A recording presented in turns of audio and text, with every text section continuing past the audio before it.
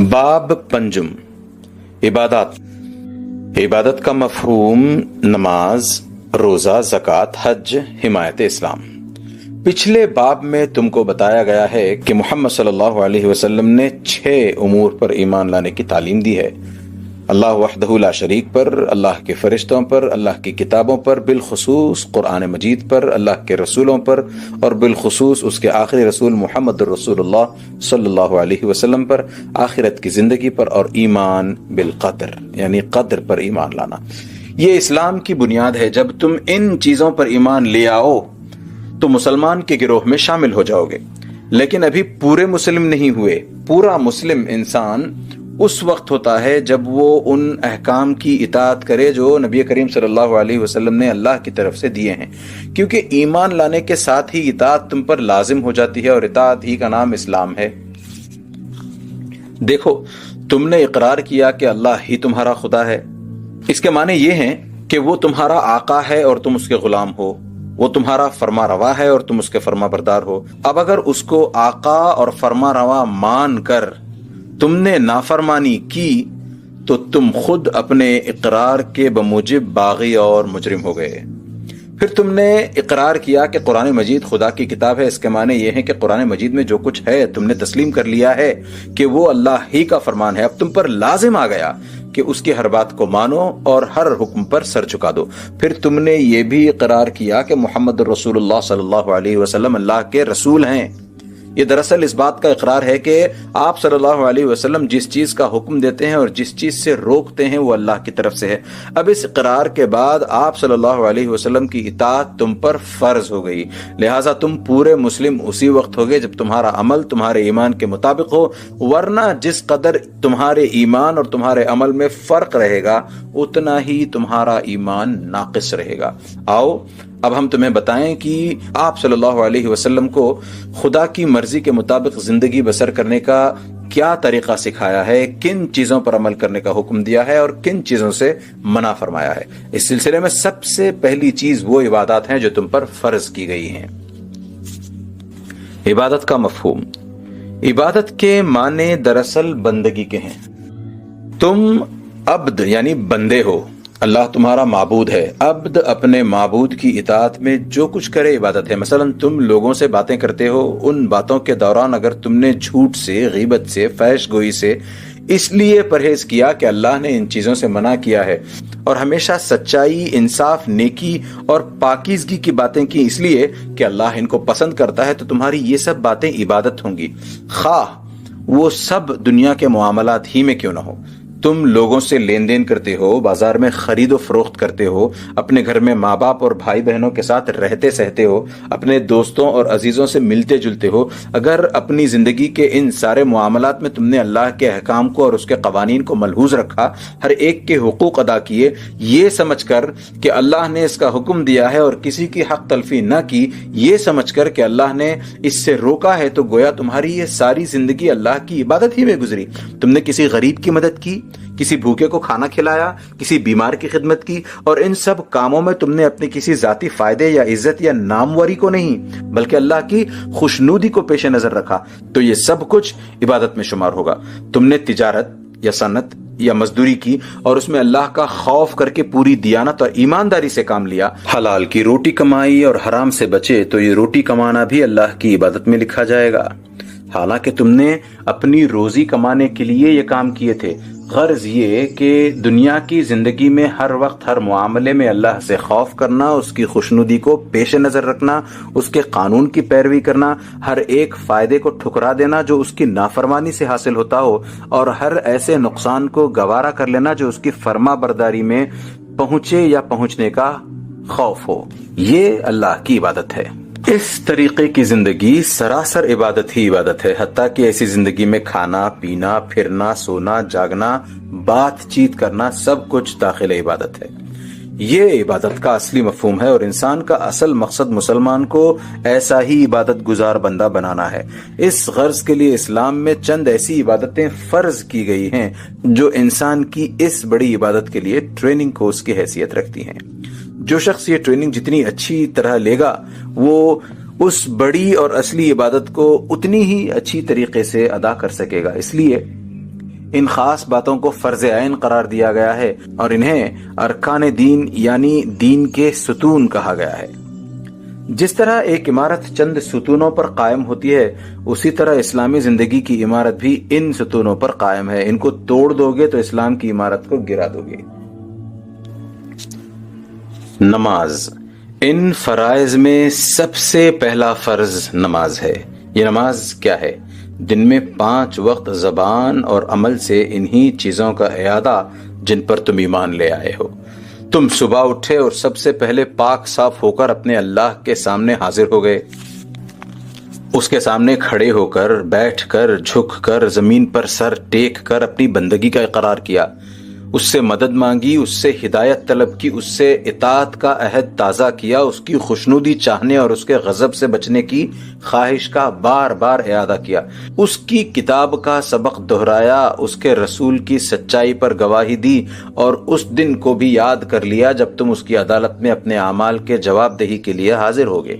اس طرح تمہارا دن شروع ہوا تھا۔ چند گھنٹے تم اپنے کاموں میں لگے رہے، پھر ظہر کے وقت مؤذن نے تم کو یاد دلایا کہ آؤ، اور چند منٹ کے لیے اس سبق کو پھر دہرا لو، کہیں ایسا نہ ہو کہ اسے تم بھول کر خدا سے غافل ہو جاؤ۔ تم اٹھے اور ایمان تازہ کر کے پھر دنیا اور اس کے کاموں کی طرف پلٹ آئے۔ چند گھنٹوں کے بعد پھر عصر کے وقت تمہاری طلبی ہوئی اور تم نے پھر ایمان تازہ کر لیا۔ اس کے بعد مغرب ہوئی اور رات شروع ہو گئی، تو صبح کو تم نے دن کا آغاز جس عبادت کے ساتھ کیا تھا، رات کا آغاز بھی اسی سے کیا، تاکہ رات کو بھی تم اس سبق کو نہ بھولنے پاؤ اور اسے بھول کر بھٹک نہ جاؤ۔ چند گھنٹوں کے بعد عشاء ہوئی اور سونے کا وقت آ گیا۔ اب آخری بار تم کو ایمان کی ساری تعلیم یاد دلا دی گئی، کیونکہ یہ سکون کا وقت ہے۔ دن کے ہنگامے میں اگر تم کو پوری توجہ کا موقع نہ ملا ہو تو اس وقت اطمینان کے ساتھ توجہ کر سکتے ہو۔ دیکھو، یہ وہ چیز ہے جو ہر روز دن میں 5 وقت تمہارے اسلام کی بنیاد کو مضبوط کرتی رہتی ہے۔ یہ بار بار تم کو اس بڑی عبادت کے لیے تیار کرتی ہے جس کا مفہوم ہم نے ابھی چند سطور پہلے تم کو سمجھا دیا ہے۔ یہ ان تمام عقیدوں کو تازہ کرتی رہتی ہے جن پر تمہارے نفس کی پاکیزگی، روح کی ترقی، اخلاق کی درستی اور عمل کی اصلاح موقوف ہے۔ غور کرو، وضو میں تم اس طریقے کی کیوں پیروی کرتے ہو جو رسول اکرم صلی اللہ علیہ وسلم نے بتایا ہے، اور نماز میں وہ سب چیزیں کیوں پڑھتے ہو جو آپ صلی اللہ علیہ وسلم نے تعلیم کی ہیں؟ اسی لیے نا کہ تم آپ صلی اللہ علیہ وسلم کی اطاعت کو فرض سمجھتے ہو۔ قرآن کو تم قصداً غلط کیوں نہیں پڑھتے؟ اسی لیے نا کہ تمہیں اس کے کلام الہی ہونے کا یقین ہے۔ نماز میں جو چیزیں خاموشی کے ساتھ پڑھی جاتی ہیں، اگر تم ان کو نہ پڑھو یا ان کی جگہ کچھ اور پڑھو تو تمہیں کس کا خوف ہے؟ کوئی انسان تو سننے والا نہیں۔ ظاہر ہے کہ تم یہی سمجھتے ہو کہ خاموشی کے ساتھ جو کچھ ہم پڑھ رہے ہیں اسے بھی اللہ سن رہا ہے، اور ہماری کسی ڈھکی چھپی حرکت سے وہ بے خبر بالکل بھی نہیں ہے۔ جہاں کوئی دیکھنے والا نہیں ہوتا وہاں کون سی چیز تمہیں نماز کے لیے اٹھاتی ہے؟ وہ یہی اعتقاد تو ہے کہ تم کو خدا دیکھ رہا ہے۔ نماز کے وقت ضروری سے ضروری کام چھڑا کر کون سی چیز تمہیں نماز کی طرف لے جاتی ہے؟ وہ یہی احساس تو ہے کہ نماز اللہ نے فرض کی ہے۔ جاڑے میں صبح کے وقت اور گرمی میں دوپہر کے وقت اور روزانہ شام کی دلچسپ تفریحوں میں مغرب کے وقت کون سی چیز تم کو نماز پڑھنے پر مجبور کرتی ہے؟ وہ فرض شناسی نہیں تو اور کیا ہے؟ پھر نماز نہ پڑھنے یا نماز میں جان بوجھ کر غلطی کرنے سے تم کیوں ڈرتے ہو؟ اسی لیے نہ کہ تم کو اللہ کا خوف ہے اور تم جانتے ہو کہ ایک دن اس کی عدالت میں حاضر ہونا ہے۔ اب بتاؤ کہ نماز سے بہتر اور کون سی ٹریننگ ہو سکتی ہے جو تم کو پورا اور سچا مسلمان بنانے والی ہو؟ مسلمان کے لیے اس سے اچھی تربیت کیا ہو سکتی ہے کہ وہ ہر روز کئی مرتبہ اللہ کی یاد، اس کے خوف اور اس کے ناظر ہونے کے یقین اور عدالت الہی میں پیش ہونے کے اعتقاد کو تازہ کرتا ہے۔ روزانہ کئی بار لازمی طور پر رسول صلی اللہ علیہ وسلم کی پیروی کرے۔ صبح سے لے کر رات تک ہر چند گھنٹوں کے بعد اس فرض کو بجا لانے کی مشق کرائی جاتی رہے۔ ایسے شخص سے یہ امید کی جا سکتی ہے کہ جب وہ نماز سے فارغ ہو کر دنیا کے کاموں میں مشغول ہوگا تو وہاں بھی وہ اللہ سے ڈرے گا اور اس کے قانون کی پیروی کرے گا، اور ہر گناہ کے موقع پر اس کو یاد آ جائے گا کہ اللہ مجھے دیکھ رہا ہے۔ اگر کوئی اتنی اعلیٰ درجے کی ٹریننگ کے بعد بھی اللہ سے بے خوف اور اس کے احکام کی خلاف ورزی نہ چھوڑے تو یہ نماز کا قصور نہیں بلکہ خود اس شخص کے نفس کی خرابی ہے۔ پھر دیکھو اللہ نے نماز کو باجماعت پڑھنے کی تاکید فرمائی ہے، اور خاص طور پر ہفتے میں ایک مرتبہ جمعہ کی نماز باجماعت پڑھنا فرض کر دیا ہے۔ یہ مسلمانوں میں اتحاد اور برادری پیدا کرنے والی چیز ہے، ان کو ملا کر ایک مضبوط جتھا بناتی ہے۔ جب وہ سب مل کر ایک ہی اللہ کی عبادت کرتے ہیں، ایک ساتھ اٹھتے بیٹھتے ہیں، تو آپ سے آپ ان کے دل ایک دوسرے سے جڑ جاتے ہیں، اور ان میں یہ احساس پیدا ہو جاتا ہے کہ ہم سب بھائی بھائی ہیں۔ پھر یہی چیز ان میں ایک سردار کی اطاعت کا مادہ پیدا کرتی ہے اور ان کو باضابطگی کا سبق سکھلاتی ہے۔ اسی سے ان میں آپس کی ہمدردی پیدا ہو جاتی ہے، مساوات اور یگانگت پیدا ہوتی ہے۔ امیر اور غریب، بڑے اور چھوٹے، اعلیٰ عہدیدار اور ادنا چپراسی سب ایک ساتھ کھڑے ہوتے ہیں۔ کوئی نہ اونچ ذات ہوتا ہے نہ نیچ ذات۔ یہ ان بے شمار فائدوں میں سے چند فائدے ہیں جو تمہاری نماز سے اللہ کو نہیں بلکہ تمہیں خود حاصل ہوتے ہیں۔ اللہ نے تمہارے فائدے کے لیے اس چیز کو فرض کیا ہے، اور نہ پڑھنے پر اس کی ناراضگی اس لیے نہیں ہے کہ تم نے اس کا کوئی نقصان کیا، بلکہ اس لیے ہے کہ تم نے اپنے خود آپ کو نقصان پہنچایا۔ کیسی زبردست طاقت نماز کے ذریعے سے اللہ تم کو دے رہا ہے، اور تم اس کو لینے سے جی چراتے ہو۔ کس قدر شرم کا مقام ہے کہ تم زبان سے تو اللہ کی خدائی اور رسول اکرم صلی اللہ علیہ وسلم کی اطاعت اور آخرت کی باز پرس کا اقرار کرو، اور تمہارا عمل یہ ہو کہ اللہ اور رسول اللہ صلی اللہ علیہ وسلم نے سب سے بڑا فرض جو تم پر عائد کیا ہے اس کو ادا نہ کرو۔ تمہارا یہ عمل دو حال سے خالی نہیں ہو سکتا، یا تو تم کو نماز کے فرض ہونے سے انکار ہے، یا تم اسے فرض تو مانتے ہو اور پھر ادا کرنے سے بچتے ہو۔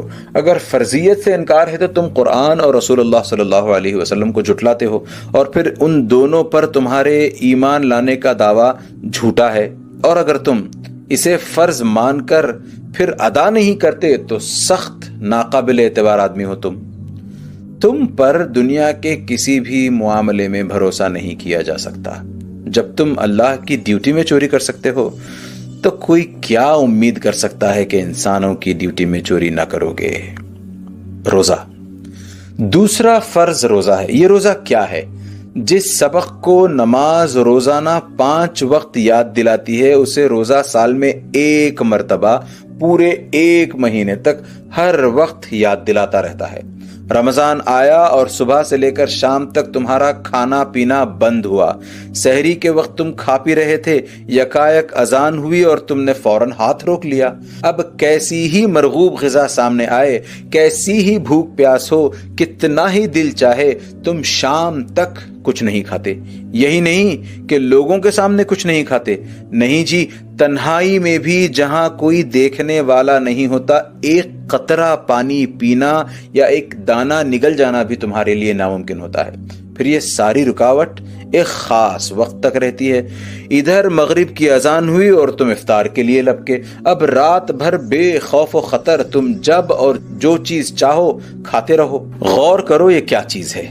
اس کے تہ میں اللہ کا خوف ہے، اللہ کے تم پر نگہبان ہونے کا یقین ہے، آخرت کی زندگی اور اللہ کی عدالت پر ایمان ہے، قرآن اور رسول اکرم صلی اللہ علیہ وسلم کی سخت اطاعت ہے، فرض کا زبردست احساس ہے، صبر اور مصائب کے مقابلے کی مشق ہے، اللہ کی خوشنودی کے مقابلے میں خواہشات نفس کو روکنے اور دبانے کی طاقت ہے۔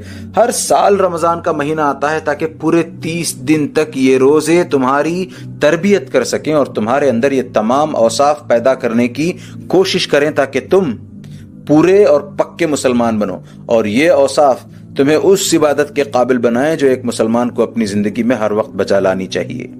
پھر دیکھو اللہ نے تمام مسلمانوں کے لیے روزہ ایک ہی مہینے میں فرض کیا ہے تاکہ سب مل کر روزہ رکھیں، علیحدہ علیحدہ نہ رکھیں۔ اس کے بے شمار دوسرے فوائد بھی ہیں۔ ساری اسلامی آبادی میں پورا 1 مہینہ پاکیزگی کا مہینہ ہو جاتا ہے، ساری فضا پر ایمان اور اللہ کا خوف اور اللہ کے احکام کی اطاعت اور پاکیزگی اخلاق اور حسن عمل چھا جاتا ہے۔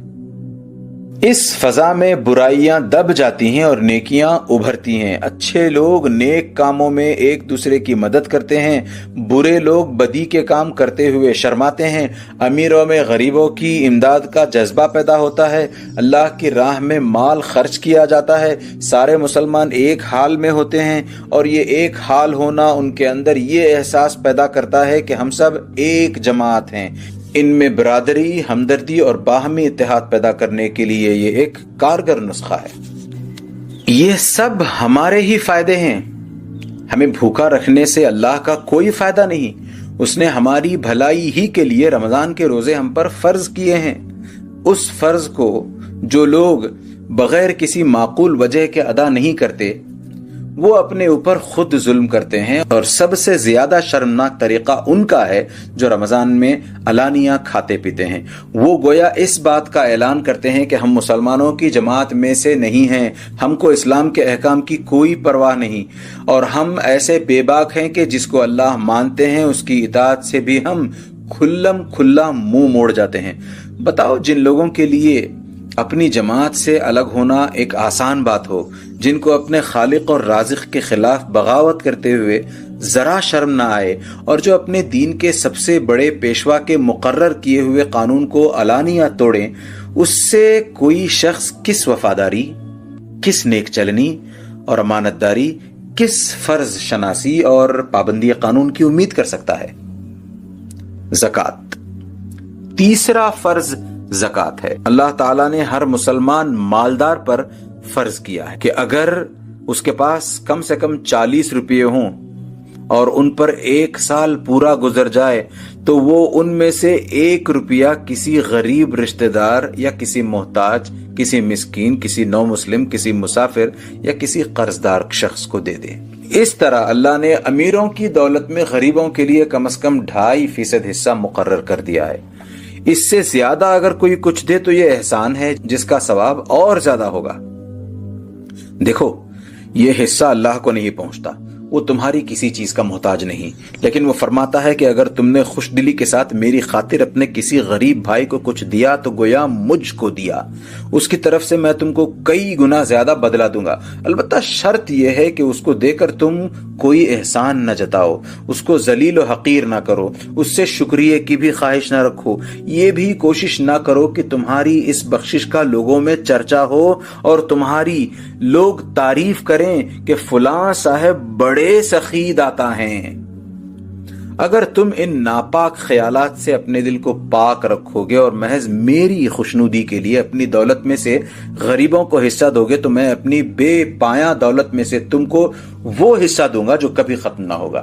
اللہ تعالیٰ نے اس زکوٰۃ کو ہم پر اسی طرح فرض کیا ہے جس طرح نماز روزے کو فرض کیا ہے۔ یہ اسلام کا بہت بڑا رکن ہے، اور اس کو رکن اس لیے قرار دیا گیا ہے کہ یہ مسلمانوں میں اللہ کی خاطر قربانی اور ایثار کرنے کی صفت پیدا کرتا ہے، اور خود غرضی، تنگ دلی اور زر پرستی کی بری صفات کو دور کرتا ہے۔ لکشمی کی پوجا کرنے والا اور روپے پر جان دینے والا حریص اور بخیل آدمی اسلام کے کسی کام کا نہیں۔ جو شخص اللہ کے حکم پر اپنی گاڑھی محنت سے کمایا ہوا مال اپنی کسی ذاتی غرض کے بغیر قربان کر سکتا ہو، وہی اسلام کے سیدھے راستے پر چل سکتا ہے۔ زکوٰۃ مسلمان کی اس قربانی کی مشق کرواتی ہے اور اس کو اس قابل بناتی ہے کہ اللہ کی راہ میں جب مال صرف کرنے کی ضرورت ہو تو وہ اپنی دولت کو سینے سے چمٹائے نہ بیٹھا رہے بلکہ دل کھول کر خرچ کرے۔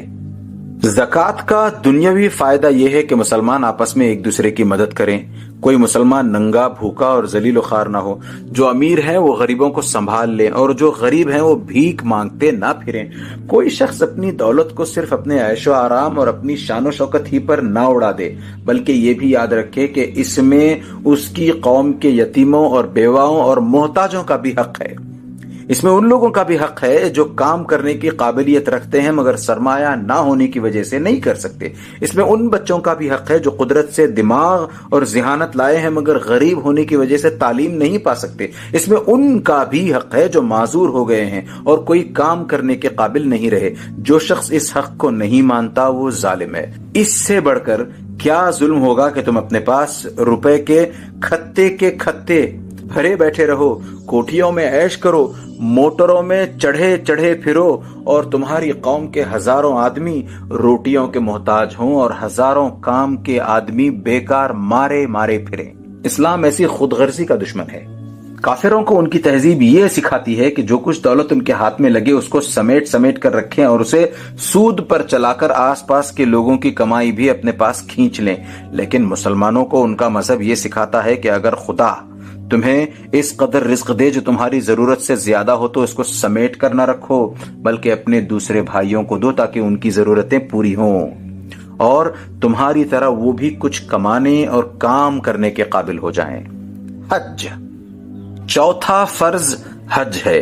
یہ عمر میں صرف ایک مرتبہ ادا کرنا ضروری ہے، اور وہ بھی صرف ان کے لیے جو مکہ معظمہ تک جانے کا خرچ برداشت کر سکتے ہوں۔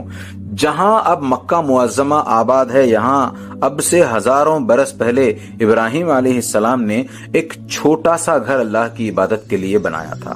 اللہ نے ان کی خلوص اور محبت کی یہ قدر فرمائی کہ اس کو اپنا گھر قرار دیا اور فرمایا کہ جس کو ہماری عبادت کرنی ہو وہ اسی گھر کی طرف رخ کر کے عبادت کرے، اور فرمایا کہ ہر مسلمان خواہ وہ دنیا کے کسی کونے میں ہو، شرط استطاعت عمر میں کم از کم ایک مرتبہ اس گھر کی زیارت کے لیے آئے اور اسی محبت کے ساتھ ہمارے اس گھر کا طواف کرے جس کے ساتھ ہمارا پیارا بندہ ابراہیم علیہ السلام طواف کرتا تھا۔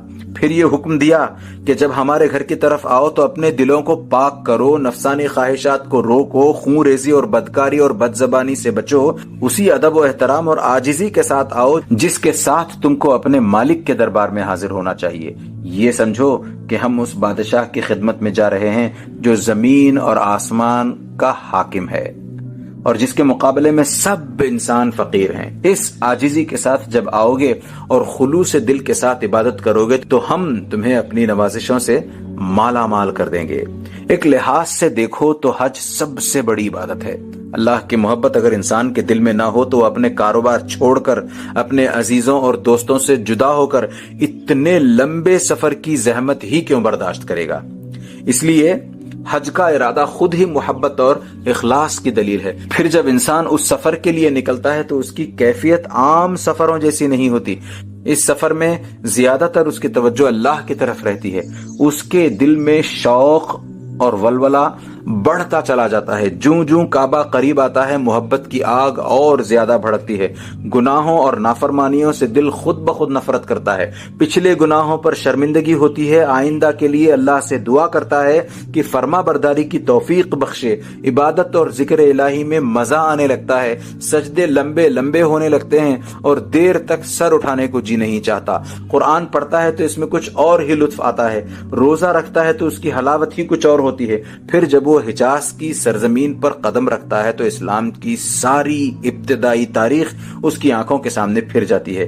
چپے چپے پر اللہ سے محبت کرنے والوں اور اس کے نام پر جان نثار کرنے والوں کے آثار دکھائی دیتے ہیں۔ وہاں کی ریت کا ایک ایک ذرہ اسلام کی عظمت پر گواہی دیتا ہے اور وہاں کی ہر کنکری پکارتی ہے کہ یہ ہے وہ سرزمین جہاں اسلام پیدا ہوا اور جہاں سے اللہ کا کلمہ بلند ہوا۔ اس طرح مسلمان کا دل اللہ اور اسلام کی محبت سے بھر جاتا ہے اور وہاں سے وہ ایسا گہرا اثر لے کر آتا ہے جو مرتے دم تک دل سے محو نہیں ہوتا۔ دین کے ساتھ اللہ نے حج میں دنیا کے بھی بے شمار فائدے رکھے ہیں۔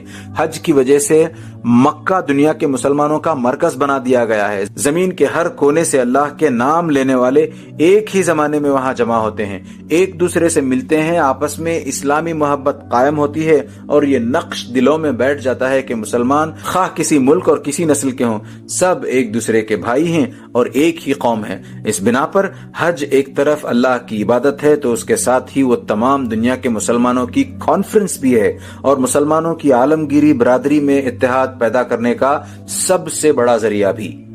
حمایت اسلام، آخری فرض جو اللہ کی طرف سے تم پر عائد کیا گیا ہے حمایت اسلام ہے۔ اگرچہ یہ ارکان اسلام میں سے نہیں ہے مگر یہ اسلامی فرائض میں سے ایک اہم فرض ہے اور قرآن و حدیث میں اس پر بہت زور دیا گیا ہے۔ حمایت اسلام کیا چیز ہے اور کیوں فرض کی گئی ہے، اس کو تم ایک مثال سے بآسانی سمجھ سکتے ہو۔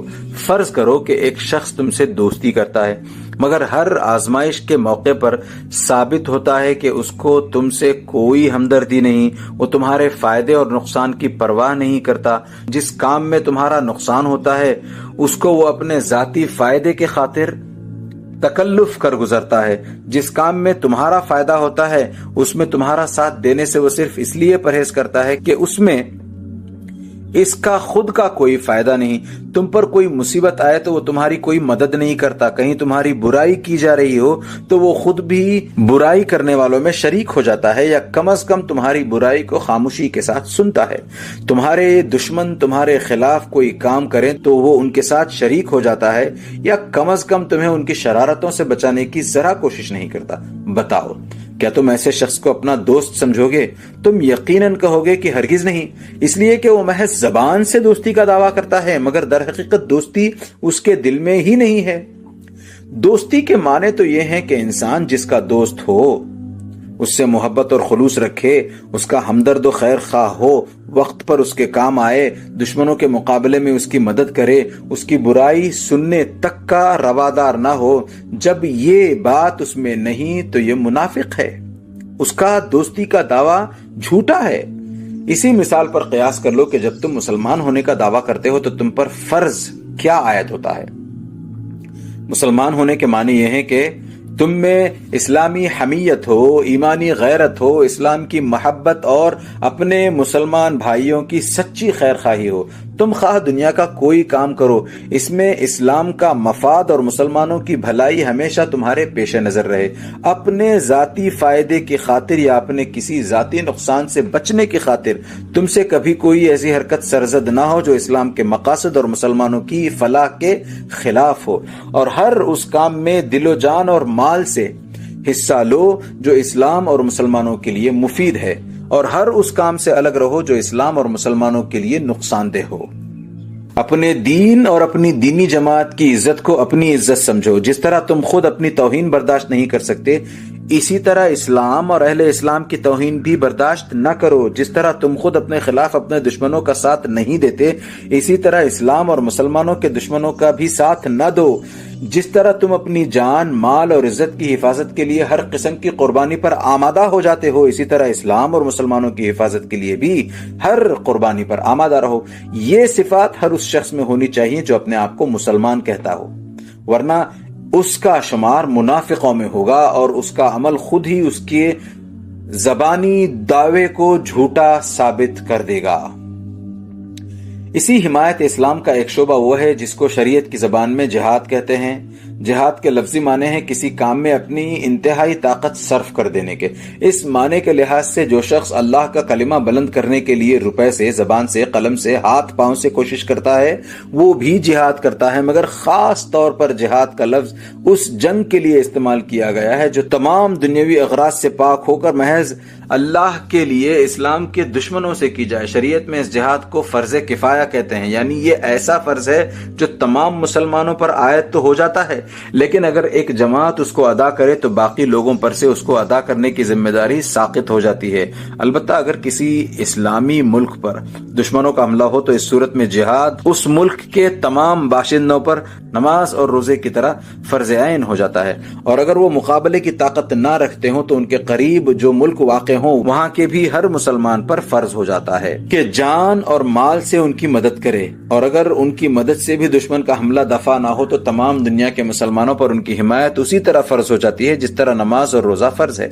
یعنی اگر کوئی ایک شخص بھی یہ فرض ادا کرنے میں کوتاہی کرے تو گنہگار ہوگا۔ ایسی صورتوں میں جہاد کی اہمیت نماز اور روزے سے بھی زیادہ ہو جاتی ہے، اس لیے کہ وہ وقت ایمان کے امتحان کا ہوتا ہے۔ جو شخص مصیبت کے وقت اسلام اور مسلمانوں کا ساتھ نہ دے اس کا ایمان ہی مشتبہ ہے، پھر اس کی نماز کس کام کی اور اس کے روزے کی کیا وقعت۔ اور اگر کوئی بدبخت ایسا ہو کہ اس وقت اسلام اور مسلمانوں کے دشمنوں کا ساتھ دے تو وہ یقیناً منافق ہے۔ اس کی نماز اور اس کا روزہ اور اس کی زکوٰۃ اور اس کے حج سب کچھ بیکار ہیں۔